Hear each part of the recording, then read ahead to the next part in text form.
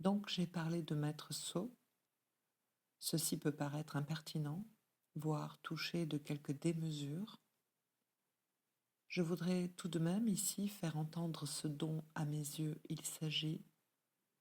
Il fut un temps, déjà lointain, déjà passé, tout à fait au début de notre société, souvenez-vous-en, où l'on parla, à propos du Ménon de Platon, des intellectuels. On s'est aperçu que la question ne date pas d'hier sur ce que signifie la position de l'intellectuel. Je voudrais dire des choses grosses, massives comme tout, que même si elles sont un peu grosses, un peu massives, je crois devoir être éclairantes. Il y a, on l'a fait remarquer alors, et depuis bien longtemps, l'intellectuel de gauche et l'intellectuel de droite. Je voudrais vous donner des formules qui, pour tranchantes qu'elles puissent paraître au premier abord, peuvent tout de même nous servir à éclairer le chemin. Le terme de sot, de demeurer, qui est un terme assez joli pour lequel j'ai quelques penchants, tout ceci n'exprime qu'approximativement un certain quelque chose pour lequel je dois dire, je reprendrai cela plus tard. Assurément, la langue et la tradition, l'élaboration de la littérature anglaise me paraît nous fournir un signifiant infiniment plus précieux. Une tradition qui commence à Chaucer, mais qui s'épanouit pleinement dans le théâtre du temps d'Élisabeth, qu'une tradition, dis-je, nous permette de centrer autour du terme du fool. Le fool est exactement un innocent, un demeuré, mais par sa bouche sortent des vérités qui ne sont pas seulement tolérées, de par ce que le fool est quelquefois revêtu, désigné, imparti des fonctions du bouffon, cette sorte d'ombre heureuse, de foolerie fondamentale, voilà ce qui fait à mes yeux le prix de l'intellectuel de gauche. À quoi j'opposerai, et je dois dire que la qualification de ce pourquoi la même tradition nous fournit un terme de tradition strictement contemporain, et terme employé d'une façon conjuguée. Je vous montrerai, si nous en avons le temps, ces textes. Ils sont multiples, abondants, sans ambiguïté. Le terme de Knave. Le Knave, c'est-à-dire quelque chose qui se traduit à un certain niveau de son emploi par valet, est quelque chose qui va plus loin. Ce n'est pas non plus le cynique, avec ce que cette position comporte d'héroïque. C'est à proprement parler ce que Stendhal appelle le coquin fieffé, c'est-à-dire après tout, monsieur tout le monde, mais monsieur tout le monde avec plus ou moins de décision. Et chacun sait qu'une certaine façon même de se présenter, qui fait partie de l'idéologie de l'intellectuel de droite, est très précisément de se poser pour ce qu'il est effectivement, un knave. Autrement dit, à ne pas reculer devant les conséquences de ce qu'on appelle le réalisme, c'est-à-dire quand il le faut, de s'avouer être une canaille. Le résultat de ceci n'a d'intérêt que si l'on considère les choses au résultat. Après tout, une canaille vaut bien un sot, au moins pour l'amusement, si le résultat de la constitution des canailles en troupe n'aboutissait pas infailliblement à une sottise collective. C'est ce qui rend si désespérante, en politique, l'idéologie de droite. Observons que nous sommes sur le plan de l'analyse de l'intellectuel et des groupes articulés comme tels. Mais ce qu'on ne voit pas assez, c'est que par un curieux effet de chiasme, la foulerie, autrement dit ce côté d'ombre heureuse qui donne le style individuel de l'intellectuel de gauche, aboutit elle fort bien à une gnèverie de groupe, autrement dit à une canaillerie collective. Ceci que je propose à vos méditations, je ne vous le dissimule pas, a le caractère d'un aveu. Ceux d'entre vous qui me connaissent entrevoient mes lectures, savent quel hebdomadaire traîne sur mon bureau. Ce qui me fait le plus jouir, je l'avoue, c'est la face de la canaillerie collective.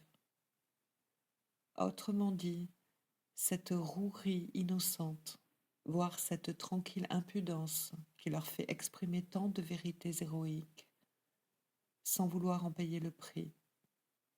Grâce à quoi ce qui est affirmé comme l'horreur de Mammon, à la première page, se finit à la dernière dans les ronronnements de la tendresse pour le même Mammon. Ce que j'ai voulu ici souligner, c'est que Freud n'est peut-être point un bon père, mais en tout cas, il n'est ni une canaille, ni un imbécile. C'est pourquoi nous nous trouvons devant lui, devant cette position déconcertante, qu'on puisse en dire également ces deux choses déconcertantes dans leur lien et leur opposition. Il était humanitaire. Qui le contestera à pointer ses écrits? Il l'était et il le reste. Et nous devons en tenir compte, si discrédité que soit par la canaille de droite ce terme. Mais d'un autre côté, il n'était point un demeuré, de sorte qu'on peut dire également, et ici nous avons les textes, qu'il n'était pas progressiste. Je regrette, mais c'est un fait, Freud n'était progressiste à aucun degré. Et il y a même des choses en ce sens chez lui extraordinairement scandaleuses. Le peu d'optimisme manifesté, je ne veux pas insister lourdement, sur les perspectives ouvertes par les masses est quelque chose qui, sous la plume d'un de nos guides, a quelque chose sûrement de bien fait pour heurter. Mais il est indispensable de le pointer pour savoir où on est. Vous verrez dans la suite la portée et l'utilité de ces remarques que j'avance ici et qui peuvent paraître grossières. Je dis donc ceci. Un de mes amis et patients, un jour, a fait un rêve qui, sans aucun doute, portait en lui la trace de je ne sais quelle soif laissée en lui par les formulations du séminaire. Rêve où quelqu'un me concernant s'écriait « Mais que ne dit-il le vrai sur le vrai ?» Je le cite parce que c'est une impatience qu'effectivement j'ai senti s'exprimer chez beaucoup, par beaucoup d'autres voix que les rêves. Je voudrais à cette occasion vous faire remarquer que cette formule est vraie à certains points. Je ne dis pas le vrai sur le vrai, peut-être, mais n'avez-vous pas remarqué qu'à vouloir dire le vrai sur le vrai, ce qui est l'occupation principale de ce qu'on appelle les métaphysiciens, il arrive que du vrai, il ne reste plus grand-chose. Et c'est bien là ce qu'il y a de scabreux dans une telle prétention. Je dirais que c'est ce qui nous fait volontiers verser au registre d'une certaine canaillerie, aussi d'une certaine gnèverie. Elle métaphysique, quand tel ou tel de nos modernes traités de métaphysique, à l'abri de ce style du vrai sur le vrai, voit passer beaucoup de choses qui vraiment ne devraient en fait ne point passer. Je me contente de dire le vrai au premier stade, d'aller pas à pas. Et quand je dis que Freud est un humanitaire, mais n'est pas un progressiste, je dis quelque chose de vrai. Essayons au pas suivant d'enchaîner, de faire un autre pas vrai, Et ce vrai dont nous sommes partis, ce vrai qu'il faut prendre pour vrai si nous suivons effectivement l'analyse de Freud, c'est qu'on sait que Dieu est mort. Seulement, voilà le pas suivant.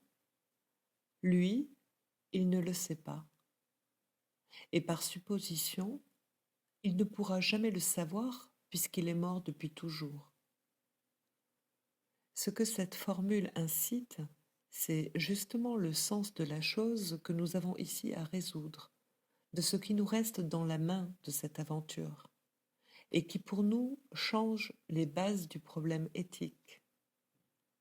Autrement dit, que la jouissance nous reste interdite comme avant que nous le sachions que Dieu est mort. Voilà ce que Freud dit. Et ceci est la vérité. Sinon la vérité sur le vrai, mais la vérité sur ce que dit Freud, assurément. Il en résulte que nous devons formuler ceci, si nous continuons de suivre Freud, et je parle ici d'un texte comme Le malaise dans la civilisation, que la jouissance est un mal.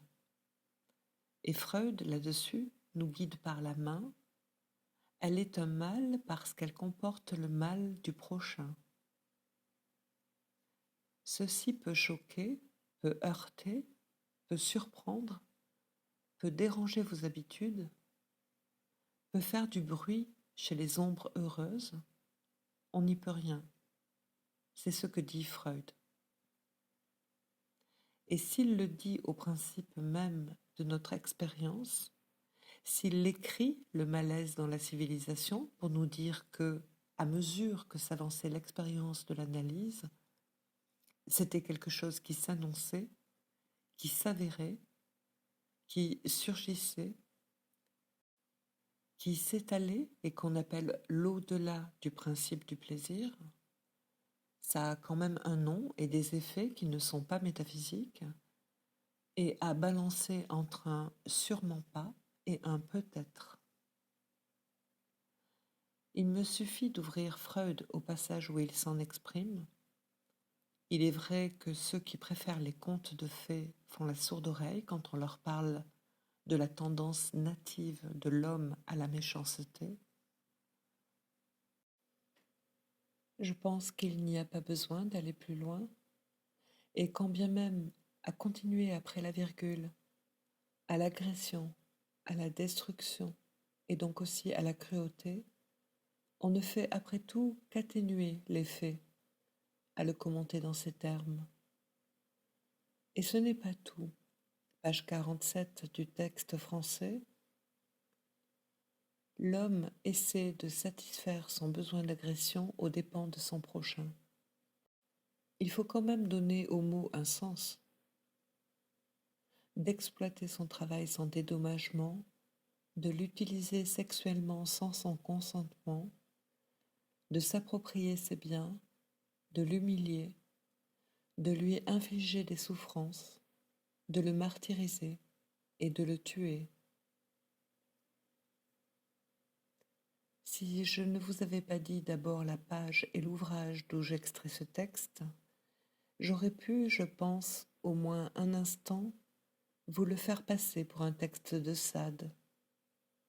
Aussi bien nous y viendrons, c'est bien mon but, le pas suivant, ma leçon juste à venir, qui portera effectivement sur l'élucidation sadiste du problème moral.